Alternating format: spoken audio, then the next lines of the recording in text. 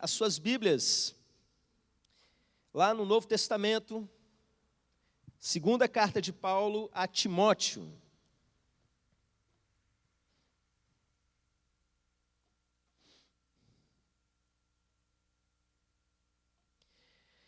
Segundo Timóteo 4, nós vamos ler a partir do verso de número 8.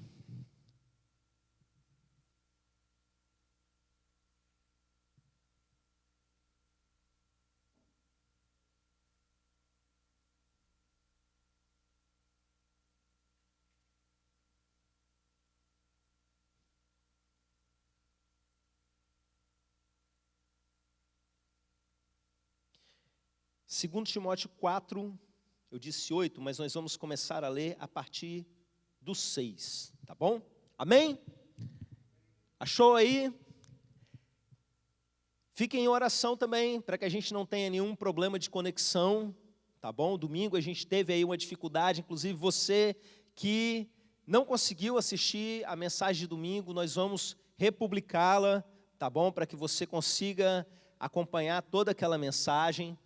E a respeito da mensagem de hoje, eu queria que você realmente compartilhasse ela com alguém. E depois que a gente chegar ao final dela, você vai entender como tem gente precisando dessa palavra de hoje. Amém? Vamos orar mais uma vez? Antes da gente começar a leitura, já vamos orar, colocar esse texto já em oração para que ele venha nos alimentar nessa noite, alimentar todos aqueles que estão necessitando de força nesse momento. Pai, estamos aqui como simples seres humanos, nós sabemos que nós somos pó, reconhecemos a nossa fraqueza diante de Ti, e sabemos que o Senhor é a nossa fonte, que no Senhor está tudo aquilo que nós precisamos, que no Senhor nós temos tudo o que nós precisamos, porque o Senhor é o nosso pastor.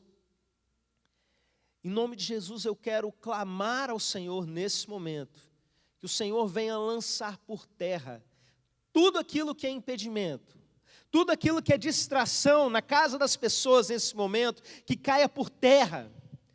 Tudo aquilo que está tirando o foco, impedindo que as pessoas se apresentem de maneira completa diante do Senhor, que caia por terra nesse momento, que até as crianças mais novinhas consigam prestar atenção e serem alimentadas pela Tua palavra nessa noite, em nome de Jesus.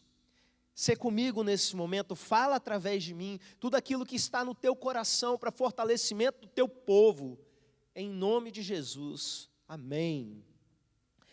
E lemos assim a palavra do Senhor, 2 Timóteo 4, a partir do verso 6. Quanto a mim, estou sendo já oferecido por libação, e o tempo da minha partida é chegado. Combati o bom combate, completei a carreira, guardei a fé. Já agora, a coroa da justiça me está aguardada, a qual o Senhor, reto juiz, me dará naquele dia, e não somente a mim, mas também a todos quantos amam a sua vinda. Amém? Quem aí ama a vinda do Senhor, dá um glória, bem gostoso, bem animado. Amém? Irmãos, durante o dia eu postei um vídeo, divulguei aí nas redes sociais a respeito da mensagem dessa noite. E nesse vídeo, eu vou repetir aqui o que eu disse como ponto de partida da nossa mensagem, muitos de vocês viram. Eu disse que em tempos difíceis como esse que nós estamos vivendo, algumas pessoas se apegam mais a Deus. Algumas pessoas fortalecem mais a sua fé e experimentam uma dependência maior de Deus, experimentam o sobrenatural de Deus, experimentam uma intimidade com o Senhor. Enquanto um outro grupo de pessoas, por diversas razões, não estou aqui para julgar ninguém, nem o Senhor Jesus fez isso com aqueles que estavam fracos na fé, quem sou eu para fazer isso? Mas muitas pessoas, por diversas razões, elas se esfriam na sua fé. Elas vão se tornando indiferentes na sua fé, ao ponto de desacreditarem de coisas que acreditavam e acabam se afastando de Deus. E eu quero começar essa mensagem justamente com essa pergunta que eu fiz no vídeo. Como é que está a sua fé hoje? Como anda a sua fé? Para o mundo, uma pergunta como essa pode dizer respeito simplesmente à sua saúde emocional ou ainda à sua experiência religiosa. Mas deixa eu clarear para vocês a gravidade da situação, o que a fé é na vida da gente. A fé é aquilo que nos faz nos aproximar de Deus, porque sem fé é impossível agradar a Deus. E para a gente se aproximar de Deus, a gente precisa dessa fé. A fé, meus irmãos, é o escudo na nossa batalha espiritual. Quando você lê lá em Efésios 6, a partir do verso 10, você lê que a nossa guerra, a guerra que nós estamos travando, não se trata de uma guerra política, não se trata de uma guerra contra seres humanos. A guerra que nós estamos travando, segundo a palavra de Deus nos ensina, é contra demônios, contra um grande exército do reino das trevas, organizado muito bem pelo seu líder, aproveitando chegar o momento certo, porque eles são extremamente bons nisso, convenientes. Aproveita o dia mal para poder atacar os tempos mais difíceis, os seus tempos de maior fraqueza, para atacarem a sua vida. E esse mesmo texto que nos ensina isso, meus irmãos, ele diz que é com o escudo da fé que nós conseguimos nos defender dos dardos inflamados do maligno. Satanás está jogando flechas, pegando fogo contra a sua vida. E se a sua fé não está em dia, você sabe o que acontece? A flecha passa direto. É isso que está por acontecer em muitas casas. E é isso que já está acontecendo em muitas famílias. Você que fraquejou na sua fé, presta atenção. É por isso que Satanás está tendo vitória na vida de tanta gente. É por isso que tem filhos e filhas que estavam servindo ao Senhor e hoje estão servindo a Satanás. Presta atenção, pai e mãe, abram os seus olhos. Existe um escudo e é o escudo da fé e é com ele que você se protege. Onde é que está a sua fé? O assunto, ele é sério, é mais sério do que talvez você esteja pensando. Junto com o vídeo de divulgação dessa mensagem, eu botei um versículo, que não é esse que nós lemos, vou chegar nesse texto ainda. E ele diz assim: guarda o que tens, para que ninguém tome a sua coroa. Isso é um trecho de uma carta que Jesus mandou para a igreja de Filadélfia, lá no Apocalipse. E é uma igreja nota 10. Pensa numa igreja que Jesus só tinha coisa boa para falar dela. Mas, meus irmãos, quando vai chegando no finalzinho da carta, Jesus lança essa palavra: guarda o que tens, para que ninguém tome a sua coroa. E o que é coroa, meus irmãos? Não está falando da sua senhora, não, você que é casado. Coroa é uma figura profética na Bíblia para falar de recompensa, de galardão. Daquela recompensa que nós vamos receber quando chegarmos ao céu, na presença do nosso Pai. Como alguém é capaz de roubar nossa coroa? Eu estou aqui de boa, juntando tesouros no céu, vou ajudar uma pessoa necessitada, o irmão pula na frente: ajudei primeiro, eu roubei sua coroa. Será que é isso?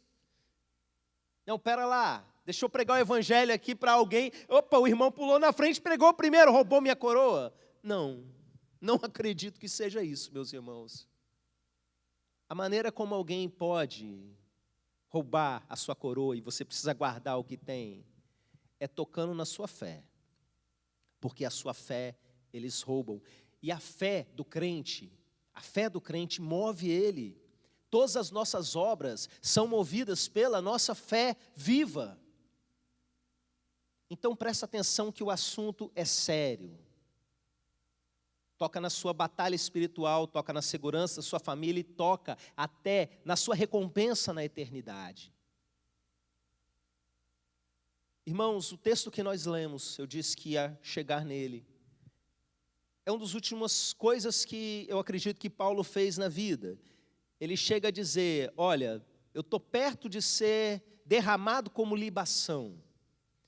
O que ele quer dizer com isso? Libação é um tipo de oferta líquida lá no Antigo Testamento. Ele está dizendo que ele vai morrer. E ele faz ali algumas considerações relacionadas à sua vida. Paulo foi um cara que sofreu muito. Você que está sofrendo bastante, eu quero te lembrar de algo. Você não sofreu mais do que ele, não. Ele disse que ele passou fome, ele disse que passou frio. Isso por fazer a coisa certa. Pregando o evangelho de Jesus. Não é porque aprontou e está colhendo o que plantou, não. Presta atenção. Passou fome, crente passa fome também. Passou frio. Ele foi apedrejado, meus irmãos. Ele sofreu todo tipo de perseguição. Ele chegou em momentos a ponto de desesperar da própria vida. Ele conta isso. Paulo enfrentou a morte de cara várias e várias vezes. Ele foi traído, ele foi abandonado. A sequência desse texto, inclusive, vai nos mostrar isso. Mas ele chega ao final da sua vida dizendo o seguinte: eu combati o bom combate, eu completei a carreira e eu guardei a fé. Eu quero que nessa noite você se lembre disso, que a sua fé é algo que precisa ser guardado. Eu vou repetir para ficar bem guardadinho no seu coração. A sua fé é uma coisa que precisa ser guardada. Guarda o que tens, lembra lá do outro texto que eu falei? O apóstolo Paulo chega no final da vida dele e ele fazendo o balanço, ele diz: eu combati o bom combate, eu completei a carreira e eu guardei a fé. Eu não deixei a minha fé escapar pelos dedos.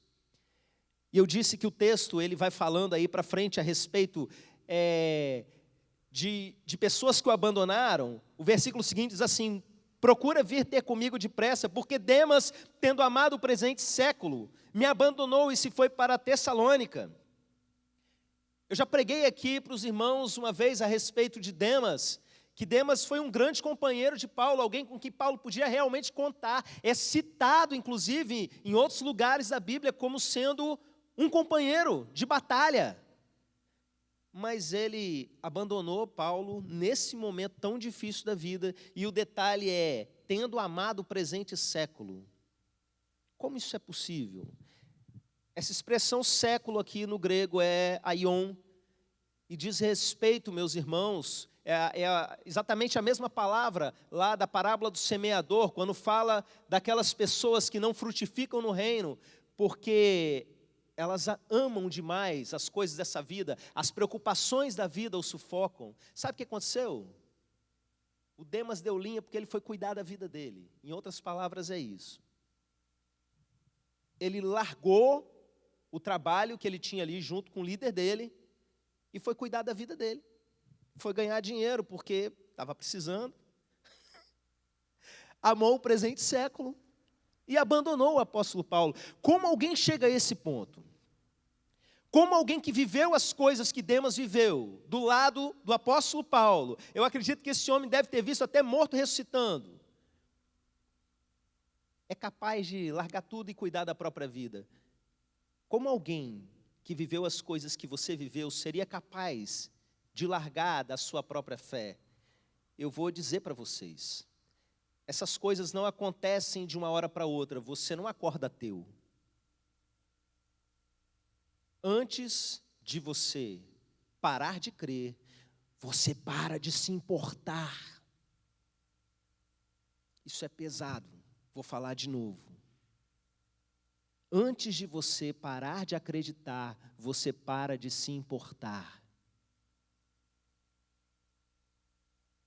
O que precede a incredulidade é uma coisa chamada indiferença. Já disse isso aqui em outros momentos, de outras maneiras para a igreja. Antes da pessoa perder a sua fé, primeiro ela se torna indiferente a ela. Como é que isso funciona? A Bíblia diz que as coisas espirituais, elas são discernidas pelo homem espiritual. E à medida que você vai deixando de ser espiritual, as coisas espirituais vão deixando de fazer sentido para você. À medida que você vai se tornando mais carnal, mais preocupado com as coisas dessa vida, como é a expressão mesmo lá de Demas, amando o presente século, quanto mais você ama o presente século, menos sensível você é com relação às coisas espirituais. Então você começa a deixar de se importar. E de repente a gente canta: ouvi o meu Senhor bater a porta e o meu coração. E você se dá conta que o seu coração não está queimando.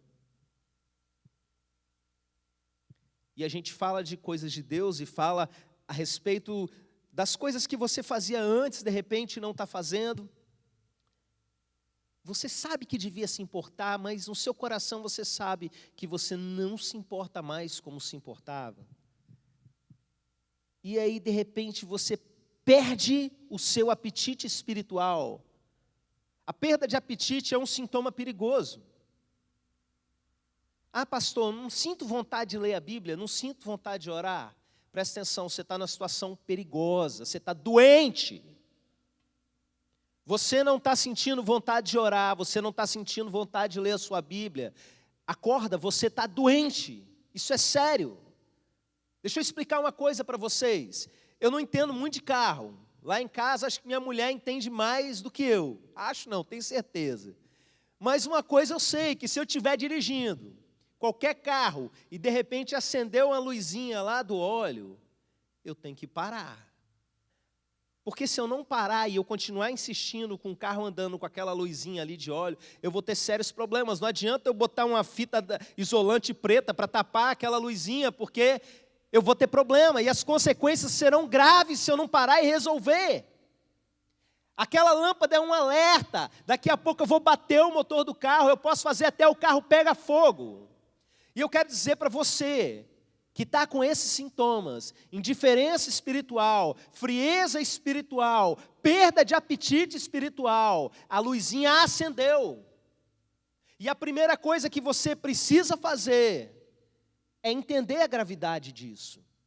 É entender que se você não parar agora para resolver o problema, as consequências serão terríveis, se já não estiverem sendo. E quanto mais você demorar para resolver essa situação, mais consequências você vai ter. Vai pegar fogo no carro. Está conseguindo acompanhar? Você não vai resolver o seu problema enquanto você não entender que ele é um problema e que ele é grave. Até que, se você conseguir entender pelo menos que você não está se importando com essa gravidade, já é alguma coisa. Se você não está conseguindo nem se importar em se importar, calma. Porque antes de terminar esse culto eu vou orar pela sua vida. E algo vai quebrar e vai sair do seu coração. E a segunda coisa, depois que você se importar, mude a sua alimentação. Porque com certeza ela está errada.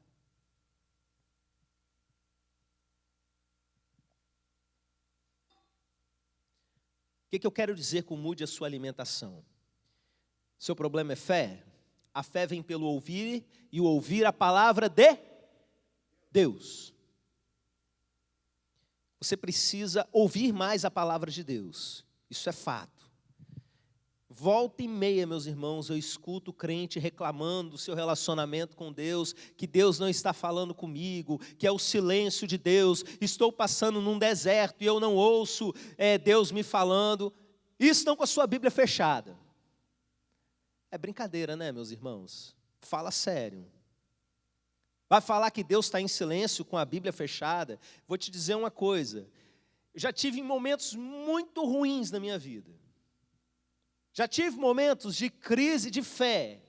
Já tive momentos sombrios que eu achei até que eu tinha perdido a minha salvação. Mas 100% das vezes que eu abri a minha Bíblia e falei, fala comigo alguma coisa, Deus. Deus falou comigo. A Bíblia é a palavra de Deus, você crê nisso. Então vai comer a palavra de Deus. Vai ouvir um pouco de pregação.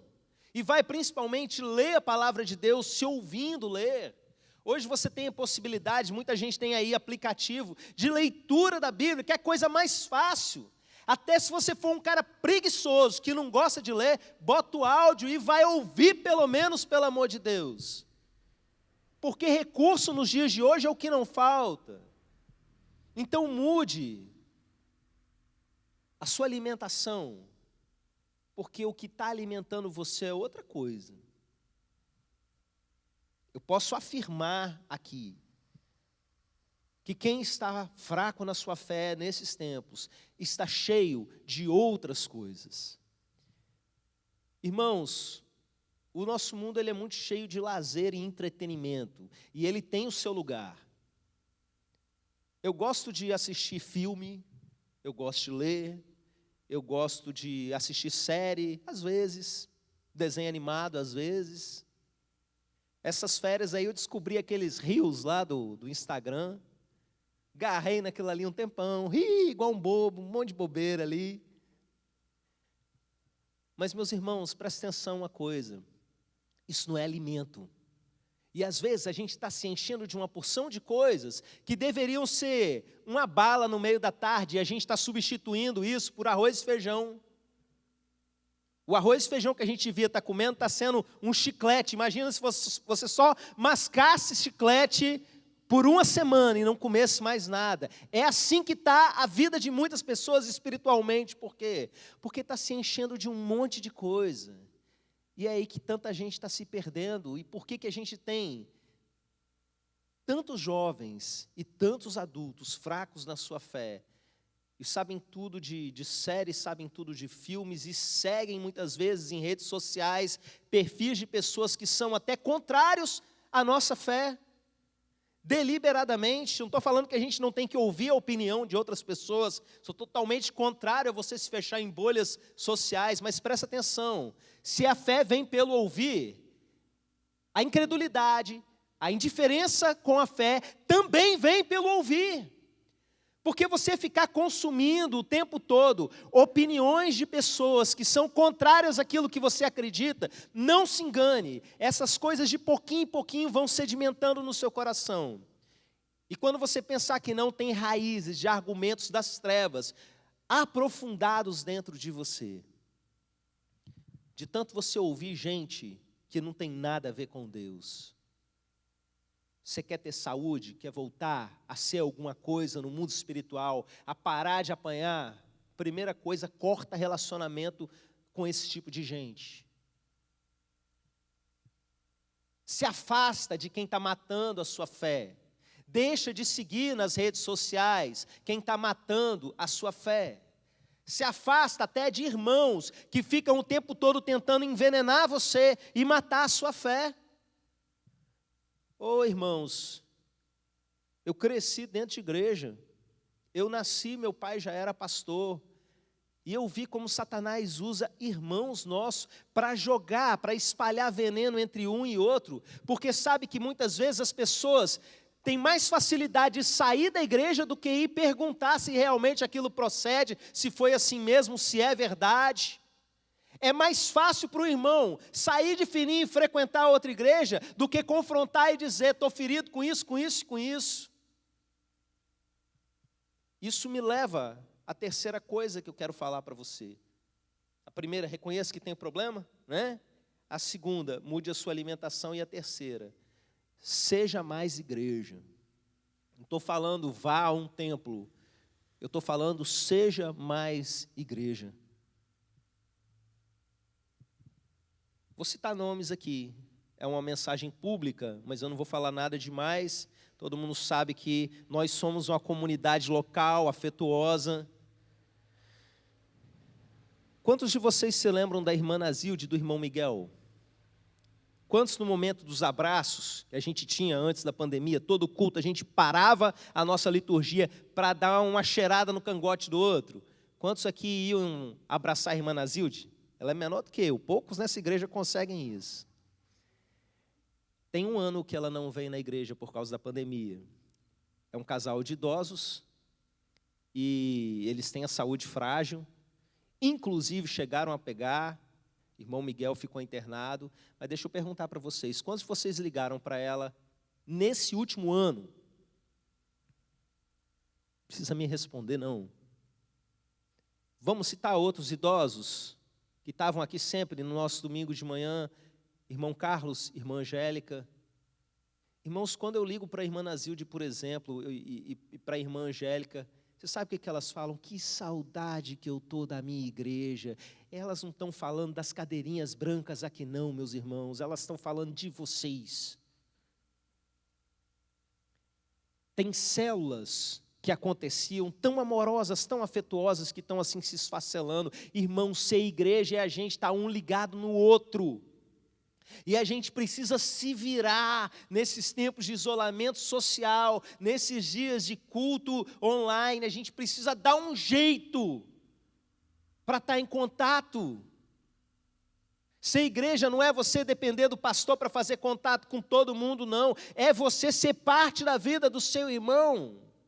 É um povo que tem o Espírito Santo em si, sendo corpo com outra pessoa que tem o mesmo Espírito.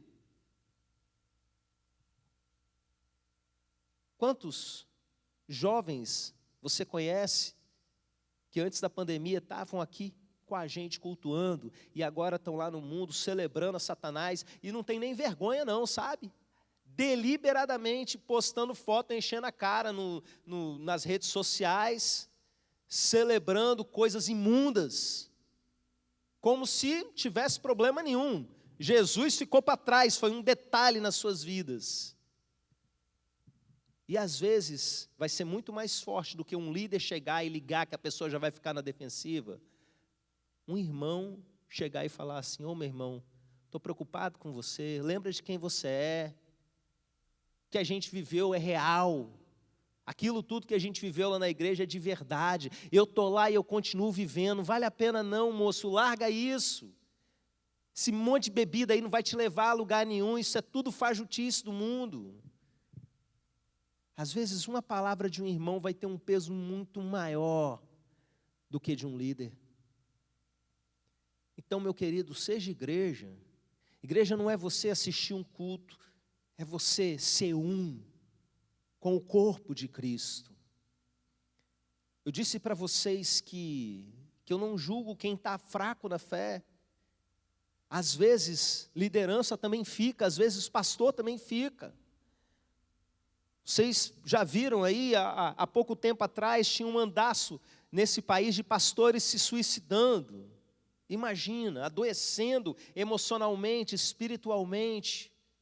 Eu não estou aqui para julgar ninguém, estou aqui para ajudar a levantar. Não pega essa palavra como uma pedrada, como um puxão de orelha, mas como uma mão estendida, que o próprio Deus está aqui nos colocando para te puxar. Eu me lembro sempre, quando eu toco nesse assunto, da vida de João Batista. João, quando ele estava preso, um pouco antes dele ser assassinado, de cortarem a cabeça dele, ele mandou os seus discípulos conversarem com Jesus, irem até Jesus e perguntarem se ele era mesmo Cristo ou se ele deveria esperar outro. Mas pera lá, como assim? João que revelou para o mundo? João que disse: olha ali o Cordeiro de Deus que tira o pecado do mundo. João que viu o céu aberto e a pomba descendo sobre Jesus no batismo. Como assim? João que recomendou os primeiros discípulos de Jesus, dizendo que era ele. Vai vir aqui depois de mim um que eu não sou nem digno de amarrar a sandália dele. Que já é ele ali, E de repente ele estava em crise. Não sabia mais em que acreditar. Não sabia mais. Será que é Jesus mesmo? Será que foi uma viagem da minha cabeça? Acontece, meus irmãos. E sabe o que Jesus faz com ele? Jesus, com toda a paciência, vira para os discípulos de João e fala assim: espera aqui um pouquinho, vai lá, cura um monte de gente, continua trabalhando, vai lá agora e conta para o João, que olha, o que está acontecendo aqui, olha quanta gente curada, os cegos veem, os mortos ressuscitam, aos pobres é pregado o reino de Deus. Vai lá para João e conta isso. E aí eles voltam para falar para João, e Jesus vira para as pessoas que estavam ali, para os seus discípulos, e começa a falar quem era João, e não fala mal de João, não, esse cara, brincadeira, hein? Foi só sair de perto aí, foi passar por uma prova e já está aí duvidando de quem eu sou. Não, ele fala assim: entre os nascidos de mulher, não tem um que chega na altura de João Batista. Olha a palavra que Jesus dá: você não está perdendo o seu valor porque você está em crise de fé. O seu valor não diminuiu nem um pouquinho para Deus, porque você está fraco. As coisas que você viveu com o Pai até hoje são reais, sim. E o amor dele pela sua vida continua infinito, além de todo o seu entendimento. Se achegue a Ele, se aproxime dEle e Ele se chegará a você. João estava com dúvida, foi tirar a dúvida com quem? Com o próprio Jesus. Não ficou cozinhando aquilo lá no coração dele, não, foi direto. Vem ser forte. Deus te chamou para ser forte. Ele é a fonte da nossa força. Eu quero orar por você, para que você tenha sua fé resgatada, reanimada, reavivada nessa noite. Irmãos, talvez você fique assim, né? Como que eu vou ser igreja nesse tempo de pandemia? Olha, Deus tem uma resposta para você. Quantos aqui acompanham? Eu estou falando aqui porque temos alguns irmãos aqui da equipe, né, no culto presencial. Quantos de vocês aqui acompanham e estão presentes no grupo de clamor da nossa igreja? Levanta a mão. Grupo de clamor é onde aparecem os maiores abacaxis para a gente orar. Nós temos algumas pessoas ali que elas estão realmente atentas e tomaram, eu sei de pelo menos uma irmã que tomou aquilo como ministério na vida dela. Ela anota todos aqueles pedidos de oração e fica batalhando diante de Deus todo dia. E às vezes quando você não lembra mais, porque é muito pedido, ela volta lá e pergunta, e fulano de tal já saiu do hospital? Porque está lá orando, porque está lá sendo igreja. Agora pergunta quanto tempo tem que essa irmã não bota os pés fisicamente aqui nessa igreja. Mas pense em alguém que está sendo igreja nesses dias. Vamos colocar de pé. Você que está aí, deitado no sofá, com as pernas pichadas.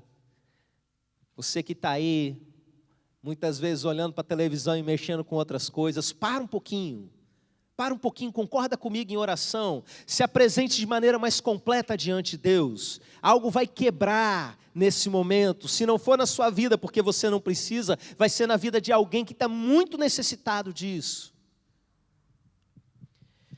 Ah, meu Pai, tua igreja já passou por muitas crises ao longo desses quase 2000 anos, e eu sei que ainda tem um pouco de chão pela frente, mas nos dá força para continuar nesse tempo difícil e sombrio que nós estamos vivendo.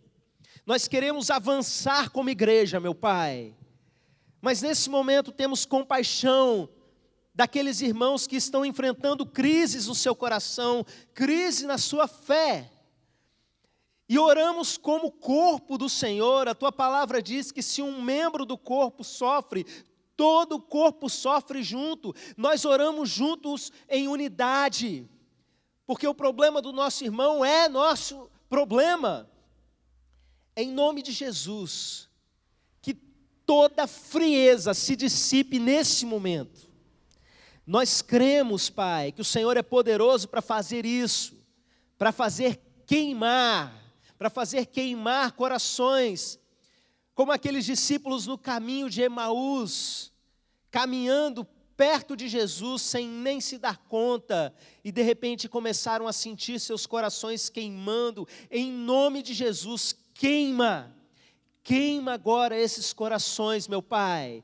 Toda a influência satânica, eu repreendo agora em nome de Jesus. Eu dou um comando a todo demônio que tem agido sobre a vida dessas pessoas, sobre a vida dessas famílias. Saiam dessas casas agora em nome de Jesus. Isso é uma ordem em nome de Jesus.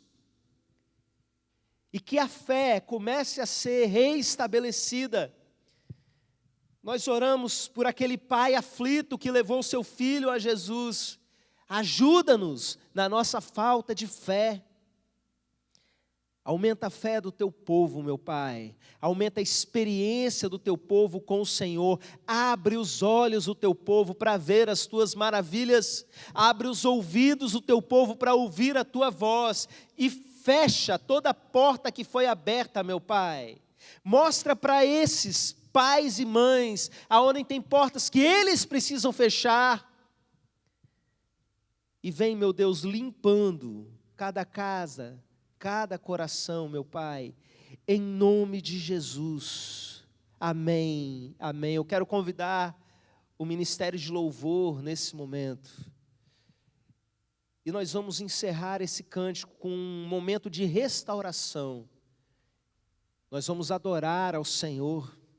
Você que vai receber essa mensagem depois, eu quero te falar o seguinte: quem está te mandando essa mensagem, está mandando porque te ama, está mandando porque se importa com você, senão não estava mandando essa mensagem para você. Então ouça com muito carinho, ouça como sendo algo de Deus vindo sobre a sua vida. E quando você que vai receber depois, provavelmente não vai ter essa parte da música.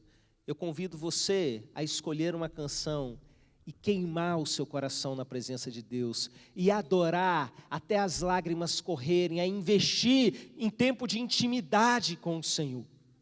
Amém?